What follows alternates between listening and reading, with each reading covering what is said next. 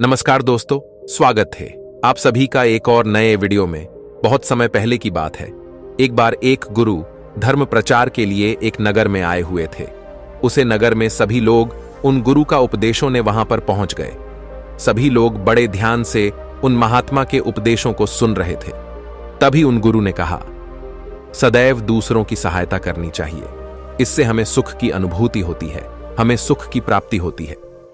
जैसे ही उन गुरुवर ने यह बात कही, वहां पर उपस्थित सभी गांव वालों में से एक व्यक्ति जोर जोर से हंसने लगा और उन गुरुवर से कहता है, हे गुरुवर, आप जो कुछ कह रहे हैं वह सत्य है, क्योंकि मुझे इन सब बातों पर बिल्कुल भी विश्वास नहीं। क्या किसी की मदद करने से केवल हमें भला सुख की अनुभूति कैसे हो सकती है?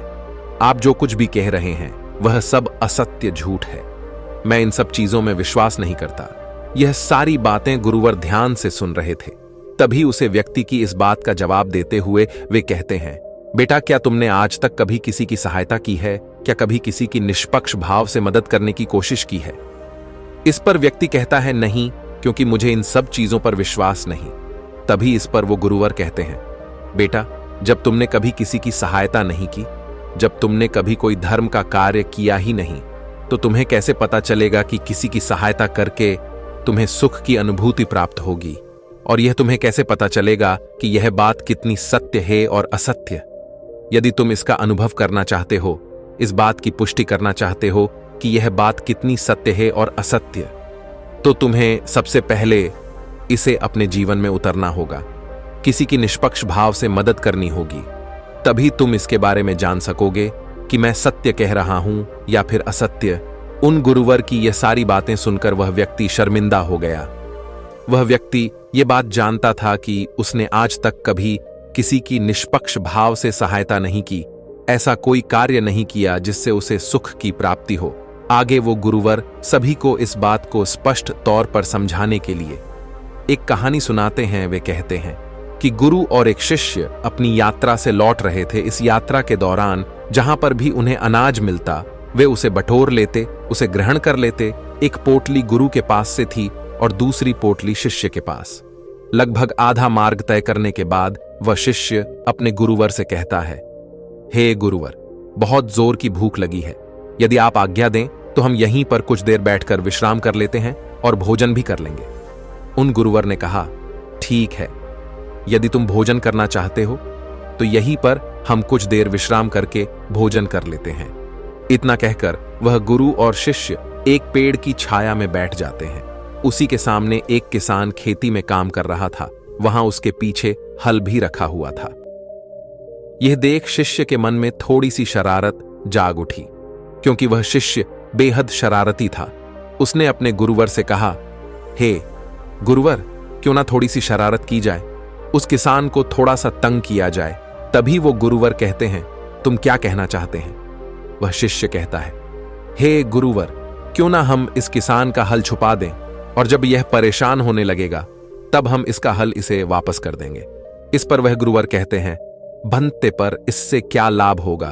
वह किसान अपने कामों में लगा हुआ है और उस काम में तुम विघ्न डालने की बात कर रहे हो। यह अच्छी बात नहीं। हां, अगर तुम शरारत करना ही चाहते हो तो हमारे पास जो 2 अनाज की पोटलियां हैं, उनमें से एक पोटली तुम उसकी हल के पास रख दो और फिर देखो क्या होता है। वह शिष्य अपने गुरुवार की बात मान जाता है और जैसा उसे उसके गुरुवार ने कहा, वह पोटली उस हल के पास रख देता है और वापस आकर अपने गुरुवार के साथ उसी पेड़ की छाया में बैठ जाता है। काफी देर कड़ी मेहनत के बाद धूप में जब किसान थक जाता है और बैठने के लिए अपने हल के पास लौटता है, और जब वह अपने हल के पास एक पोटली देखता है, तब वह आसपास इधर उधर देखता है कि कहीं यह किसी की पोटली यहां पर छूट तो नहीं गई। लेकिन उसे कोई नजर नहीं आता, क्योंकि वह शिष्य और गुरु पेड़ की छाया में छुपे हुए दूसरी तरफ बैठे हुए थे। जब काफी देर इंतजार करने के बाद भी पोटली लेने कोई नहीं आता, तो वह किसान उस पोटली को खोलकर देखता है तो उसमें उसे अनाज मिलता है। और यह सब देखकर वह किसान अत्यधिक खुश हो जाता है और कहता है, हे ईश्वर, आज तूने मेरी सहायता की, इसके लिए कोटि कोटि धन्यवाद। आज मैं बड़ा उदास था। जब मैं घर से निकाला तो मेरे घर पर कुछ भी नहीं था। मेरे घर पर खाने के लिए अनाज का एक दाना तक नहीं था। लेकिन आज तुमने मेरी मदद की, आज तुमने मुझे यह अनाज की पोटली देकर मेरी बहुत बड़ी सहायता की है। इसके द्वारा मेरा और मेरे पूरे परिवार का पेट भर जाएगा। इसके लिए आपका बहुत बहुत धन्यवाद। इतना कहकर वह किसान उस पोटली को लेकर वापस अपने घर की ओर चला जाता है। इतना कहकर वह गुरुवार उसे व्यक्ति से यह सवाल करते हैं कि अब बताओ, तुम्हें किस चीज से ज्यादा खुशी मिलती, उस किसान का हल चुराकर या फिर उस किसान को वह पोटली देकर। इस पर व्यक्ति कहता है, हे गुरुवर, उस किसान को जो अनाज की पोटली मिली, उससे वह और उसका पूरा परिवार अब भोजन कर पाएगा। इससे ज्यादा सुख की बात और क्या हो सकती है? इससे ज्यादा खुशी की बात और क्या हो सकती है? तभी वह गुरुवर कहते हैं, तुमने बिल्कुल ठीक कहा। जब हम किसी के निष्पक्ष भाव से मदद करते हैं, जब हम ऐसे व्यक्ति की सहायता करते हैं जिसे उसकी आवश्यकता हो, तो हमारे मन को असीम शांति प्राप्त होती है और हमें सुख की अनुभूति होती है। किसी व्यक्ति को परेशान करने से, तंग करने से, दुख देने से अच्छा है कि उसे हम खुशी दें। इतना कहकर वह गुरुवर कहानी में आगे बढ़ते हैं और कहते हैं, जिस प्रकार उस शिष्य ने यह कार्य करके सुख की प्राप्ति की खुशी का अनुभव किया, उसी प्रकार आप भी एक बार किसी ना किसी व्यक्ति की निष्पक्ष भाव से मदद जरूर करें। उन गुरुवर की यह बात सुनकर उस व्यक्ति को यह एहसास हो जाता है कि किसी को सुख देने में जो खुशी मिलती है, वह किसी को दुख देने में नहीं मिलती। इससे बड़ा ना तो कोई धर्म है और ना ही कोई पुण्य।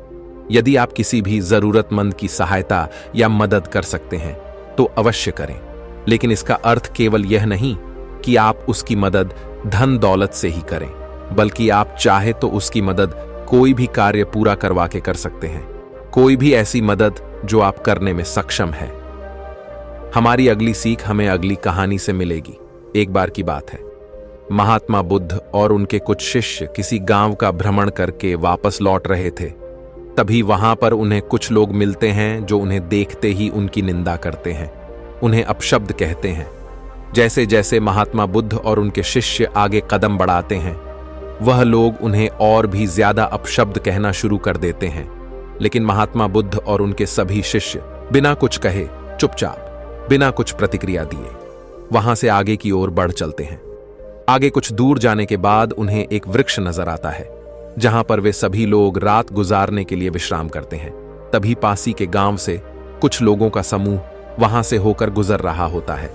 वे लोग उन महात्माओं को देखकर अति प्रसन्न हो जाते हैं। वे लोग उनसे आग्रह करते हैं कि आप हमारे गांव में चले।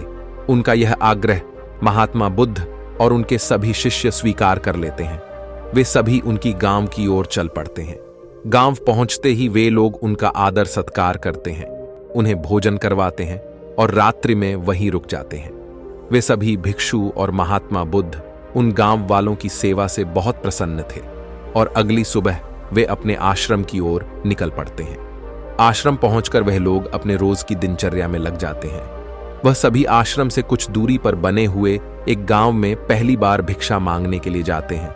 वहां पर कुछ लोग उन्हें बड़े ही प्रेम और आदर के साथ भिक्षा देते हैं, तो कुछ लोग उनका अनादर करते हैं, उन्हें अवशब्द कहते हैं। वे मन के उन्हें भिक्षा देते हैं।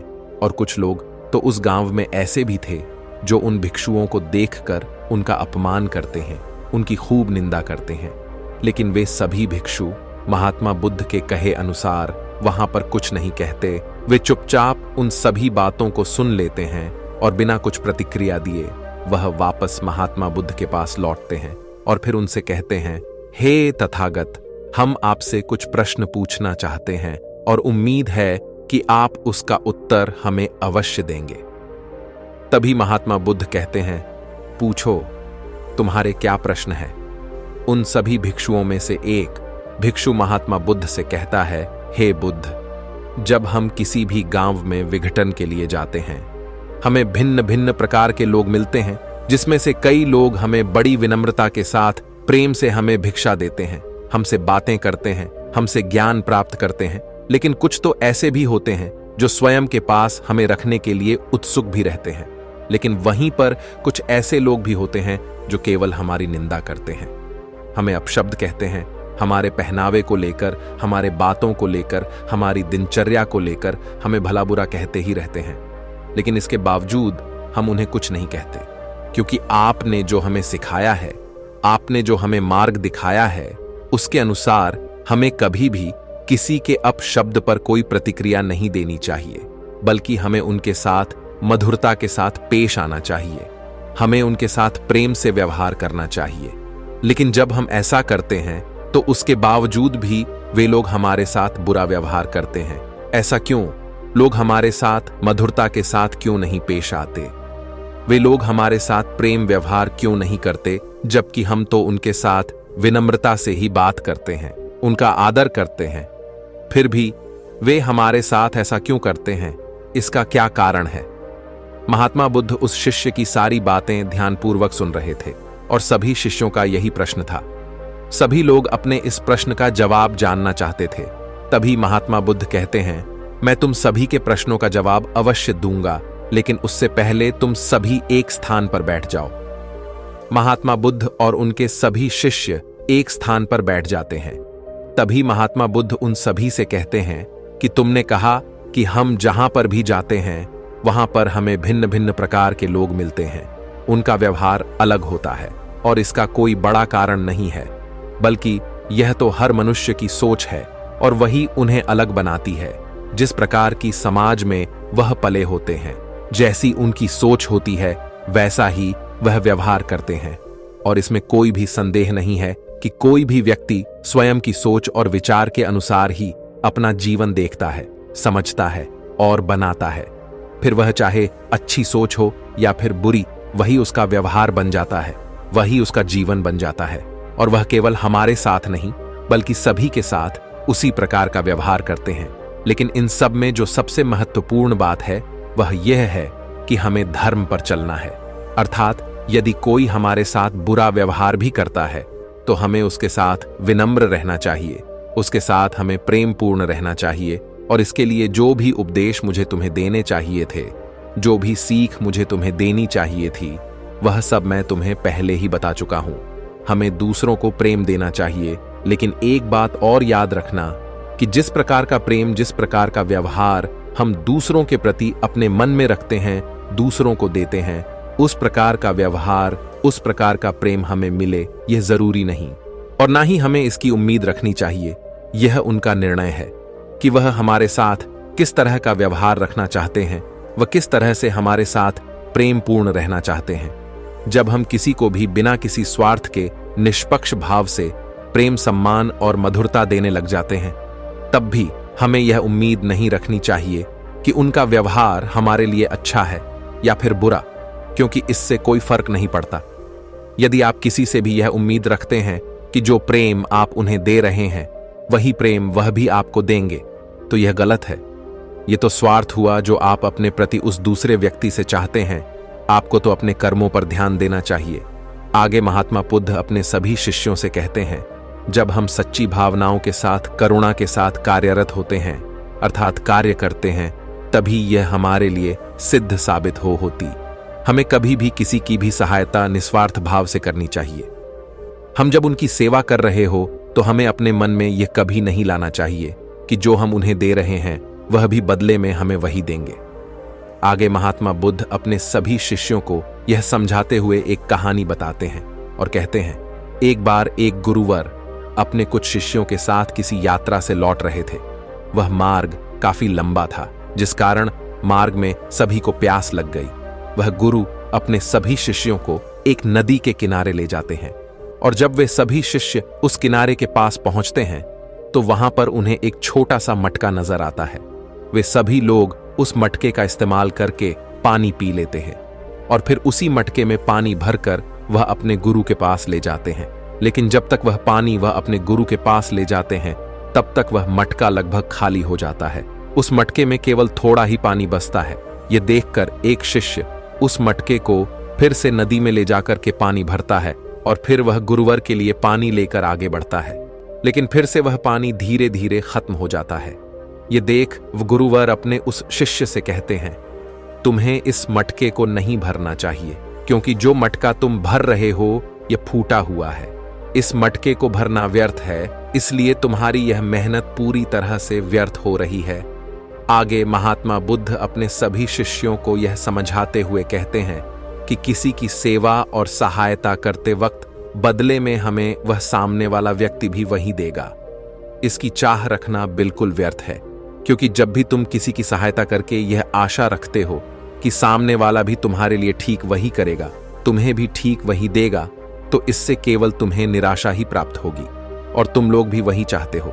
जब तुम भिक्षाटन के लिए किसी गांव में जाते हो तो यह तुम्हारा धर्म है कि तुम विनम्रता, प्यार, आदर सत्कार के साथ भिक्षा मांगो, लेकिन बदले में वह भी तुम्हें आदर सत्कार के साथ भिक्षा देंगे। इसकी उम्मीद करना बिल्कुल व्यर्थ है, क्योंकि जब भी तुम किसी की सहायता करके यह आशा रखते हो कि सामने वाला भी तुम्हारे लिए ठीक वही करेगा, तुम्हें भी ठीक वही देगा, तो इससे केवल तुम्हें निराशा ही प्राप्त होगी। और तुम लोग भी वही चाहते हो। जब तुम भिक्षाटन के लिए किसी गांव में जाते हो तो यह तुम्हारा धर्म है कि तुम विनम्रता, प्यार, आदर सत्कार के साथ भिक्षा मांगो, लेकिन बदले में वह भी तुम्हें आदर सत्कार के साथ भिक्षा देंगे। इसकी उम्मीद करना बिल्कुल व्यर्थ है। महात्मा बुद्ध के इस उपदेश को सुनकर वहां पर उपस्थित सभी शिष्य महात्मा बुद्ध की इस बात को अच्छी तरह से समझ जाते हैं, और उनके प्रश्नों का जो उत्तर उन्हें चाहिए था वह भी उन्हें मिल जाता है। वह यह समझ जाते हैं कि किसी की सेवा के बदले उनसे वापसी में वैसी ही सेवा की आशा रखना बुरी बात है, गलत है, और यह हमारे दुखों का कारण बनता है। इसलिए कभी भी जब हम किसी की सेवा कर रहे हो, किसी की सहायता कर रहे हो, तो हमारे मन में ऐसी कोई भी इच्छा रखना व्यर्थ है। वे सभी लोग महात्मा बुद्ध के इस उत्तर को सुनकर संतुष्ट हो जाते हैं और वे सभी अपने कार्यों में लग जाते हैं। दोस्तों, हमारे जीवन में भी कुछ ऐसा ही होता है। हम किसी को दुख पहुंचाकर खुशी प्राप्त करने की कोशिश करते हैं, लेकिन बदले में हमें क्या मिलता है? केवल दुख। इसलिए दूसरों के जीवन में जब आप खुशियां बांटेंगे, और वह भी बिना स्वार्थ के, तब आपके जीवन में खुशियां स्वयं ही लौट आएंगी। और साथ ही कभी भी अपने मन में यह इच्छा नहीं रखनी चाहिए कि जैसा व्यवहार, जैसा प्रेम हम दूसरों को दे रहे हैं, ठीक वैसा ही प्रेम, वैसा ही व्यवहार हमें दूसरों से भी प्राप्त होगा, क्योंकि यह केवल हमें निराशा ही देगा और हमारे लिए यह एक दुखों का कारण ही बनेगा। दोस्तों, उम्मीद है कि आपने आज की इस वीडियो से जरूर कुछ ना कुछ सीखा होगा। तो आज की इस वीडियो को लाइक और अपने दोस्तों के साथ शेयर करना ना भूलें, और हमें ऐसे ही सपोर्ट करने के लिए चैनल को सब्सक्राइब और घंटी बटन को भी जरूर दबा दें। चलिए मिलते हैं ऐसे एक और वीडियो में। तब तक के लिए अपना ख्याल रखें। धन्यवाद और नमो बुद्धाय।